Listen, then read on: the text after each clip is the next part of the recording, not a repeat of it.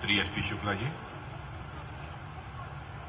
मंत्रिमंडल में मेरे सहयोगी doctor Jitendra Singh ji, lieutenant general Upendra Dwivedi GOC northern command, lieutenant general Anirudh Sen Gupta COF headquarter northern command, Shri Jayant Patil immediate past president, doctor Sameer Kamat chairman DIDO, Shri Sunil Mishra DG SIDM, professor Manoj Singh Gaur director IIT Jammu, doctor Sharad Kumar Sarraf, respected Padma Bhushan Pillai ji, और यहाँ पर सारे जो मौजूद सीनियर ऑफिशियल्स हैं, इंडस्ट्री लीडर्स हैं, स्टार्टअप से जुड़े हमारे जितने एंटरप्रेन्योर्स हैं, मीडिया के साथी और अब अन्य सभी देवियों व सज्जनों, सबसे पहले तो मैं ये कहना चाहूंगा कि जब मैं तुरंत यहाँ पर इंटर किया था तो मैंने यहाँ के जो एग्जीबिशंस लगे थे उसको मैं देखा। देखने के बाद जो मेरा फर्स्ट इंप्रेशन बना है उसके बारे में मैं आपके सामने अपनी बात रखना चाहूंगा।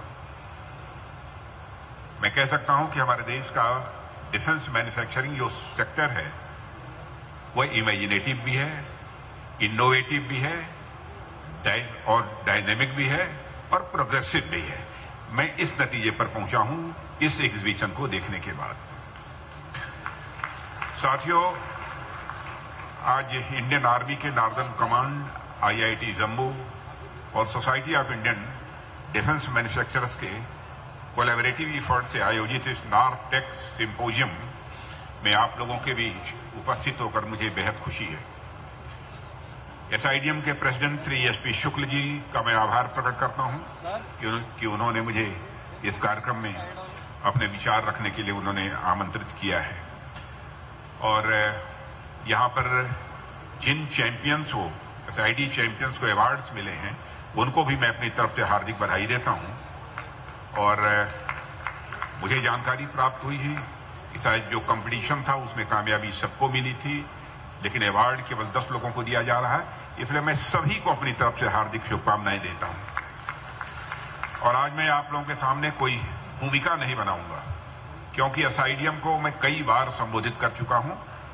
मैं समझता हूं 6 वर्ष का समय हो गया है आप लोगों का, और 6 वर्ष में तो 4 बार 5 बार या 6 बार नहीं, 6 बार तो नहीं, 4 बार मैं आ चुका हूं।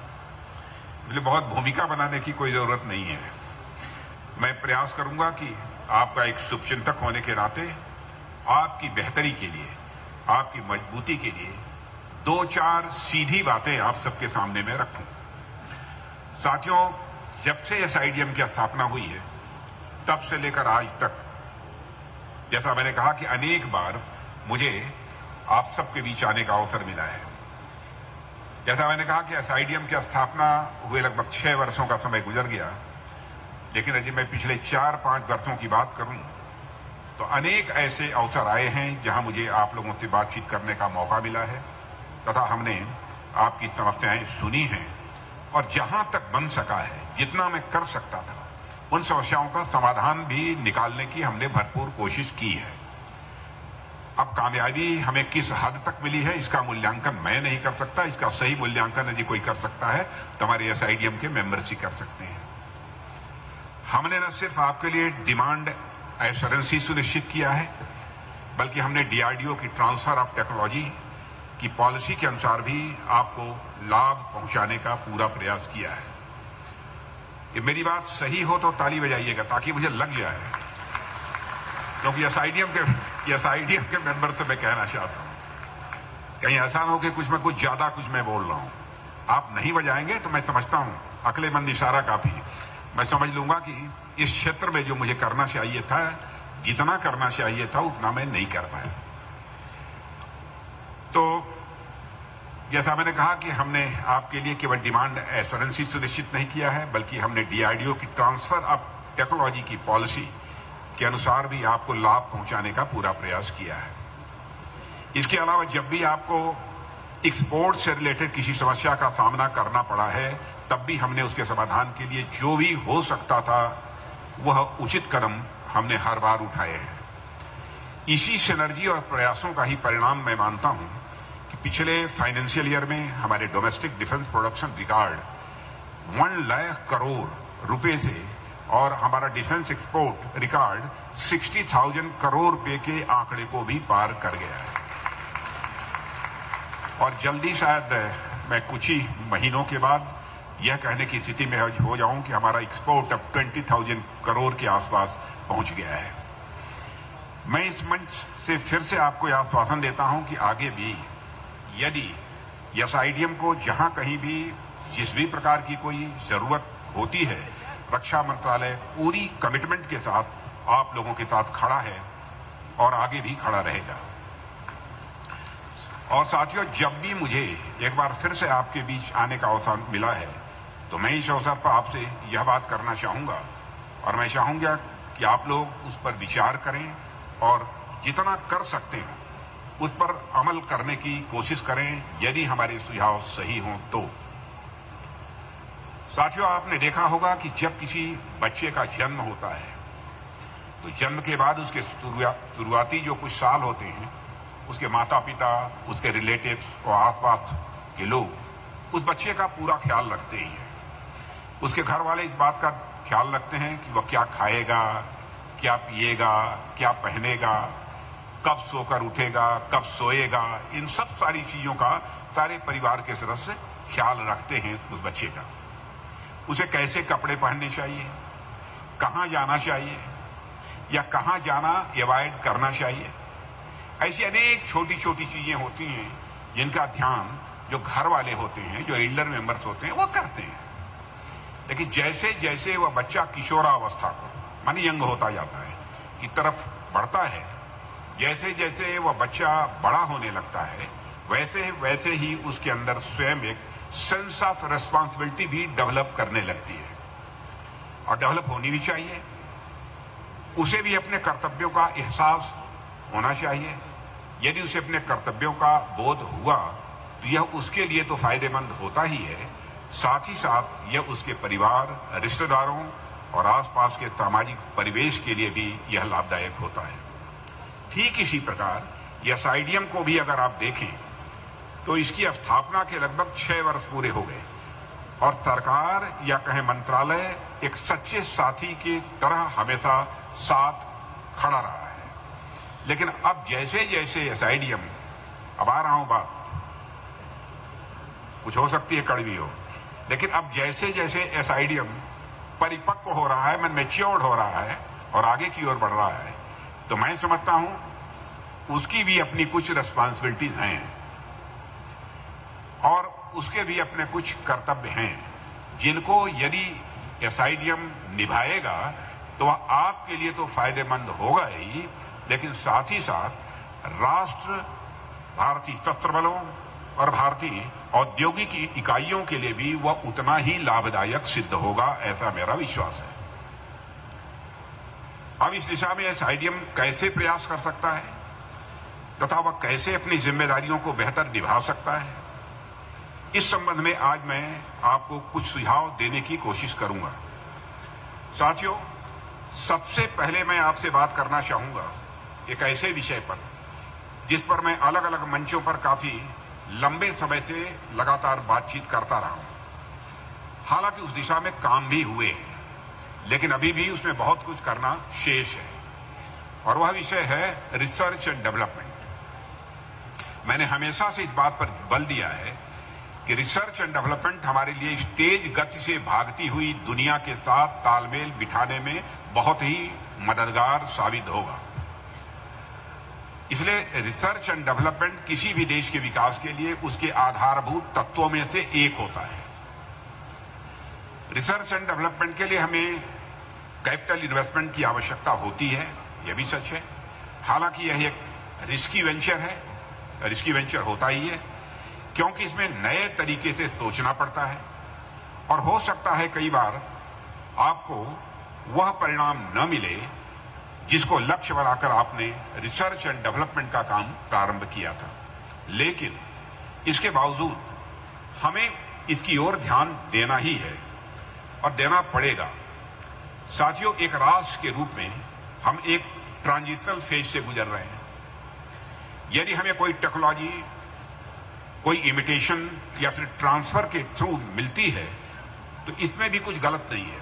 यदि कोई ट्रांसफर करता है टेक्नोलॉजी इमिटेशन, इसमें भी कोई गलत नहीं है।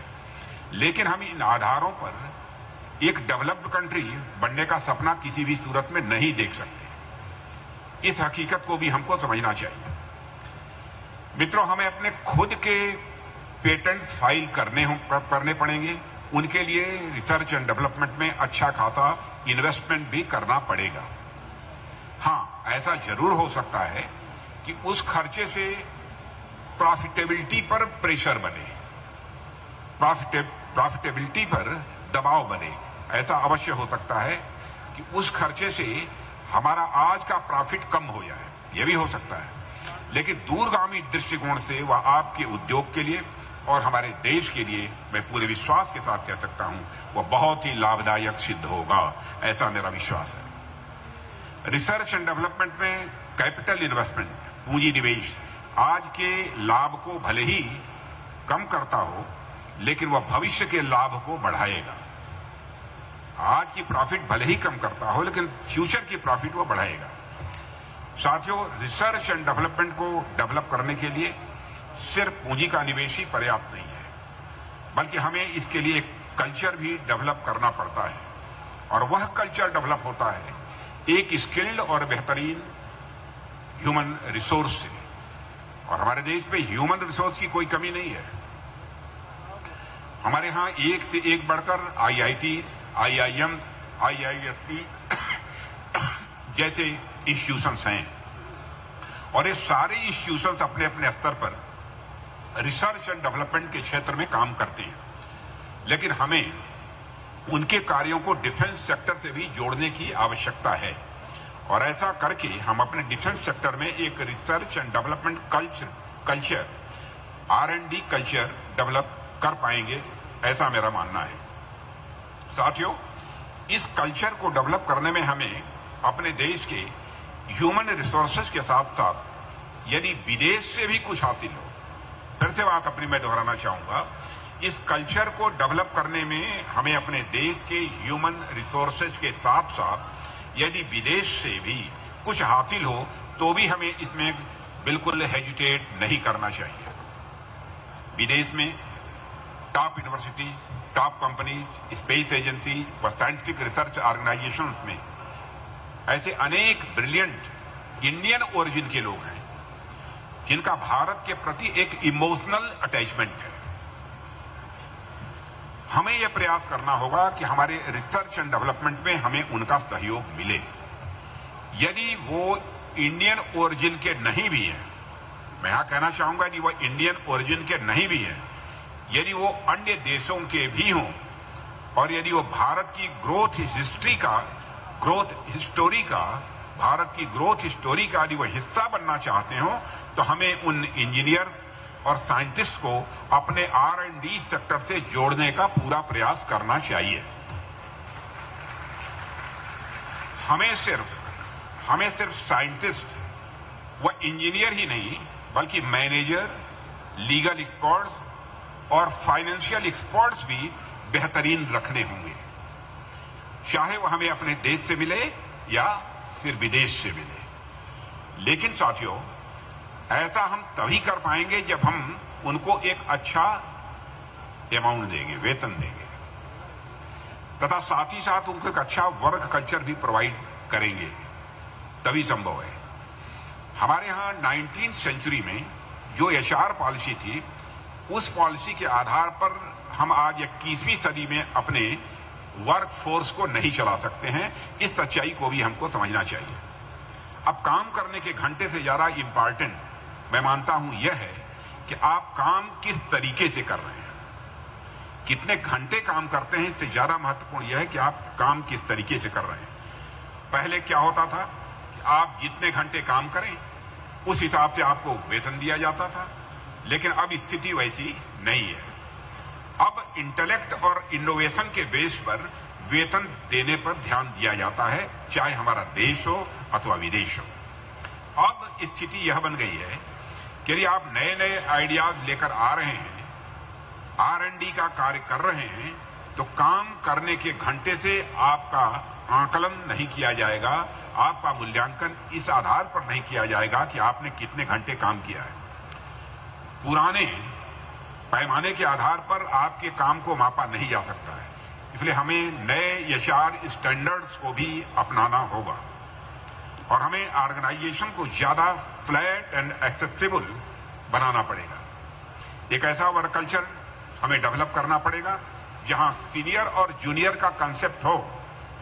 आपका ध्यान आकर्षित करना चाहता हूं, हमें ऐसा वर्क कल्चर डेवलप करना पड़ेगा जहां और सीनियर और जूनियर का कंसेप्ट हो, सुपीरियर और इंफीरियर का नहीं, क्योंकि जो टॉप मोस्ट साइंटिस्ट होते हैं वो इतनी ज्यादा हायरार्की में काम नहीं कर सकते। साथियों, हमें एम्प्लॉइज के वीकेंड्स और हॉलीडेज को रेस्पेक्ट करने की आदत डालनी होगी। फिर से दोहराना चाहूंगा, हमें एम्प्लॉइज के वीकेंड्स और हॉलीडेज को रेस्पेक्ट करने की आदत डालनी होगी। साथ ही साथ हमें महिलाओं को भी अधिक इफेक्टिवनेस के साथ R&D से जोड़ना होगा। इसके लिए हमें मैटरनिटी लीव पॉलिसी और क्रेची सिस्टम और वर्क प्लेस पर उनके अधिकारों की दिशा में भी काम करना पड़ेगा। साथियों, इसके साथ ही यदि हमें बेस्ट टैलेंट्स को अपनी ओर खींचना है, अट्रैक्ट करना है यदि हमें, तो हमें एक पॉजिटिव एनवायरनमेंट भी तैयार करना पड़ेगा। 20th सेंचुरी की तरह नौकरी से निकाल देने अथवा सैलरी कार्ड लेने की मोटिवेशन अथवा नेगेटिव अप्रोच अब 21वीं सदी में काम करने वाले नहीं है। पॉजिटिव मोटिवेशन के माध्यम से ही हम बेस्ट टैलेंट्स को अपनी ओर आकर्षित कर सकते हैं और कोई दूसरा चारा नहीं है। साथियों, हम यह भी सुनिश्चित हमें करना होगा कि जो हमारी भारतीय औद्योगिक इकाइयां हैं, इंडस्ट्रियल यूनिट्स हैं, उनमें ओनरशिप और मैनेजमेंट में आवश्यकता अनुसार एक प्रॉपर डिस्टिंक्शन देखने को मिले। फिर से बात दोहराना चाहता हूं, हमें यह सुनिश्चित करना होगा कि हमारी जो इंडियन ये हमारी इंडस्ट्रियल यूनिट्स हैं, उनमें ओनरशिप और मैनेजमेंट में आवश्यकता अनुसार एक प्रॉपर डिस्टिंक्शन देखने को हमें मिले। हम अपने आसपास ऐसे कई एग्जाम्पल्स देखते हैं जहां कोई एक व्यक्ति किसी कंपनी की नींव रखता है, तो हो सकता है कि वह एक अच्छे फाउंडर के साथ साथ वह एक अच्छा मैनेजर भी हो, लेकिन जब वो फाउंडर बूढ़ा हो जाता है या फिर उसकी डेथ हो जाती है, तो यह आवश्यक नहीं है उसका बेटा या बेटी ही उसकी ही काबिलियत के बराबर का मैनेजर हो। कंपनीज के मामले में डायनेस्टिक ओनरशिप को सही ठहराया जा सकता है। कंपनीज के मामले में डायनेस्टिक ओनरशिप को सही ठहराया जा सकता है, लेकिन डायनेस्टिक लेवल पर कंपनी का मैनेजमेंट करना कई बार कंपनी के लिए और उसके एम्प्लॉइज के लिए घातक सिद्ध हो जाता है। यह आपने भी अनुभव किया होगा। हमने ऐसे अनेक उदाहरण देखे हैं जहां बड़ी बड़ी कंपनियों की ओनरशिप तो डायनेस्टिक चलती रह रही है, लेकिन उनके मैनेजमेंट को वे कंपनीज का एक कॉम्पिटेंट बोर्ड के थ्रू प्रोफेशनली रन करती है। वैसे तो इस मंच से मैं राजनीतिक बातें नहीं करना चाहता हूं, लेकिन यदि आप पिछले कुछ दशकों से, केवल मैं समझाने के लिए मैं कह रहा हूं, मैं कोई राजनीतिक बात बिल्कुल नहीं कर रहा हूं, लेकिन यदि आपने पिछले कुछ डिकेड से यदि देखा होगा और राजनीतिक परिदृश्य का आकलन यदि आप करें, तो आप निश्चित रूप से इस नतीजे पर पहुंचेंगे कि कुछ राजनीतिक पार्टियां भी हैं जो डायनेस्टिक कंट्रोल पर चल रही हैं। मैं बता रहा हूं होता क्या है डायनेस्टिक कंट्रोल बनाए रखने का, यदि जिद है हमारी तो परिणाम क्या होता है। वैसी पॉलिटिकल पार्टी डायनेस्टिक कंट्रोल पर चल रही है और मुझे आपको यह बताने की आवश्यकता नहीं है कि यदि डायनेस्टिक कंट्रोल पर कोई कंपनी या राजनीतिक दल का मैनेजमेंट चले तो अंत में उसकी दुर्गति होनी तय है, उसका समाप्त होना तय है। इसलिए धीरे धीरे हमें प्रोफेशनलाइजेशन ऑफ मैनेजमेंट की ओर मूव करना ही होगा। और साथियों, मैं एक और महत्वपूर्ण मुद्दे पर आपसे बात करना चाहूंगा। यह SIDM का जो कार्य है, इसमें कई बार एक्सपोर्ट के लिए हमें क्वालिटी एश्योरेंस की आवश्यकता पड़ती है, क्योंकि बायर तो हाई क्वालिटी के इक्विपमेंट ही खरीदना चाहेगा और हमने SIDM के सामने आने वाली क्वालिटी से रिलेटेड जो भी समस्याएं हैं उनका हमेशा समाधान किया है। लेकिन साथियों, हमें यहां इस बात पर ध्यान देने की आवश्यकता है कि बायर या सरकार तो अपनी तरफ से क्वालिटी चेक की कोशिश करेगी ही, बायर या सरकार तो अपनी तरफ से क्वालिटी चेक की कोशिश करेगी ही, लेकिन उसके अतिरिक्त आप स्वयं अपने अंदर एक इंटरनल इवैल्यूएशन की व्यवस्था बना सकते हैं, और मैं समझता हूं कुछ लोगों ने निश्चित रूप से बनाया होगा। मैं आपको सुझाव देना चाहूंगा कि आप इंडस्ट्री के कुछ साइंटिस्ट और एक्सपर्ट्स को मिलाकर एक ऑटोनोमस एंड इंडिपेंडेंट बॉडी बनाइए जो स्वतंत्र हो और पारदर्शिता यानी ट्रांसपेरेंसी के साथ कार्य करे और इंडस्ट्री के द्वारा बनाए गए प्रोडक्ट्स को इवैल्यूएट करे। वैसी एक इंडिपेंडेंट बॉडी होनी चाहिए। जैसे यदि कोई इक्विपमेंट बहुत अच्छा है तो उसे ए रेटिंग देना, कुछ उससे कम अच्छा है तो बी रेटिंग देना, यदि बिल्कुल ही खराब है तो उसे डिसमिस करना। यदि आप इस क्वालिटी चेक की व्यवस्था को अच्छे से ऑनेस्टली रन करेंगे तो इससे समय के साथ दुनिया में आपकी साख बढ़ेगी, दुनिया में आपकी क्रेडिबिलिटी बढ़ेगी, बायर्स का आपके ऊपर कॉन्फिडेंस बढ़ेगा, ट्रस्ट भी बढ़ेगा। यदि आप ऐसा कर पाए तो दुनिया भर में आपकी रेटिंग को महत्व दिया जाएगा। साथियों, इसके अतिरिक्त मैं एक अंतिम और बेहद महत्वपूर्ण मुद्दे पर जो मैं जिसे महत्वपूर्ण मानता हूं आपसे चर्चा करना चाहूंगा। आजादी के समय से ही डिफेंस प्रोक्योरमेंट में करप्शन एंड फेवरेटिज्म की शिकायत आती रही है। हालांकि इस प्रकार की शिकायतें और भी दूसरे सेक्टर्स में भी देखने को मिलती हैं, लेकिन उनके लिए हमने सीबीआई, ईडी, विजिलेंस जैसी अनेक व्यवस्थाएं कर रखी हैं। हालांकि मुझे पता है कि आप सभी ईमानदार, नैतिक और बेहद उच्च मानकों वाले व्यक्ति हैं, लेकिन जैसा कि हमें देखने को मिलता है कि प्रत्येक सेक्टर में कुछ एक ऐसे लोग होते हैं जो तालाब में गंदी मछली के जैसे होते हैं। और आप एक कटु बात है, और आपने वह कहावत तो सुनी ही होगी कि एक गंदी मछली पूरे तालाब को गंदा कर देती है। ऐसे लोगों के करप्शन एंड मेल प्रैक्टिसेस के कारण जनता का संस्थानों पर से विश्वास उठने लगता है, जिसे एक लोकतांत्रिक देश में बिल्कुल भी बर्दाश्त नहीं किया जा सकता है। इसलिए बहुत अच्छा होगा कि एसआईडीएम एक इंटरनल विजिलेंस मैकेनिज्म, यह हमारा सुझाव है, आप कर पाएंगे कि नहीं कर पाएंगे, करना बहुत कठिन है मैं जानता हूं, इसलिए अच्छा होगा एसआईडीएम एक इंटरनल विजिलेंस मैकेनिज्म का भी निर्माण करे और आप खुद अपने लेवल पर ही कुछ कदम उठाएं, या देखें कि यदि कोई आपसे एफिलिएटेड कंपनी गलत कर रही है तो फिर गलत इंफॉर्मेशन पास कर रही है तो आप गवर्नमेंट में जाने के पहले एक बार उसको भी हिदायत दें, उसको समझाएं, और फिर भी यदि नहीं सुधरता तो फिर गवर्नमेंट के पास जाएं, गवर्नमेंट के सामने चलाएं, इसके अलावा कोई चारा नहीं है। मैं समझता हूं कि यदि किसी की गलती के बारे में एहसास यदि करा दिया जाए तो इससे अच्छी बात क्या होती है यदि अपने अंदर वो सुधार कर लेता है, और नहीं होता है तो फिर उसके बाद तो गवर्नमेंट की नजर नीचे लाए। इस प्रकार के कार्य न सिर्फ संस्थानों में बल्कि भारत के लोकतंत्र में भी जनता का भरोसा बढ़ाएंगे, ऐसा मेरा विश्वास है। साथियों, मेरे कुछ सुझाव ऐसे थे जो मैंने आपके सामने रखे हैं। यदि आप इन सुझावों पर अमल करें तो हो सकता है कि आप एक ऐसी संस्था के रूप में उभर कर सामने आए जिसके इंटरनल विजिलेंस सिस्टम का अनुकरण आगे चलकर दूसरे फिक्की, सीआईआई जैसे बड़े जो संस्थान है वो भी कर सकते हैं। मैं यह नहीं कह रहा हूं कि आप इन सुझावों को कल से ही लागू कर दीजिए, मैं ऐसा नहीं कह रहा हूं कि आप इन सुझावों को कल से ही लागू कर दीजिए। मैं चाहता हूं कि आप सब आपस में बैठकर बात करें। हमारे दिमाग में जो बात आई है वो मैंने आपके सामने रख दिया, आप इस पर बात करें और विचार करें, और मैं समझता हूं कि बात करेंगे, विचार करेंगे तो एक आउटकम के साथ कुछ न कुछ तो आप आएंगे ही, सामने आएंगे, और आप सभी इस पर विचार करें तो हो सकता है कुछ और भी अच्छी चीजें निकलकर आपके सामने आए।